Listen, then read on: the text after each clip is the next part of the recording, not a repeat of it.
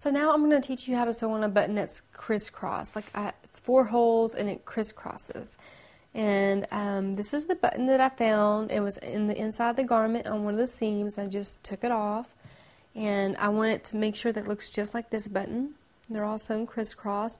And this button's been gone for a while. And I can see the holes still a little bit, but I still want to make sure that's exactly where I want that button. So I'm just going to kind of lay these guys all next to each other.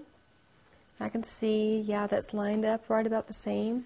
And then if I put the buttonholes right on top, I'm still going to open it up and make a little mark because I just want to make sure I put it in the right spot. I don't want my button to be crooked. So I'm just going to go like that, right through the buttonhole with my little chalk. And yeah, it's just a little bit off.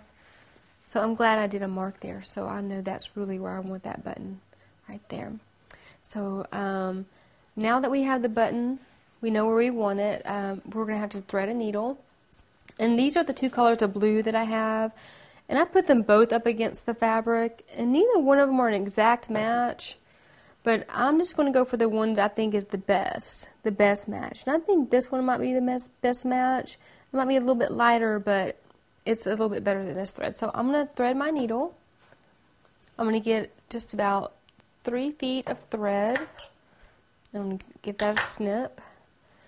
And what you want to do is get your needle and lick the end of your thread. And that just helps the thread go through the needle way easier. There you go, just slip it through.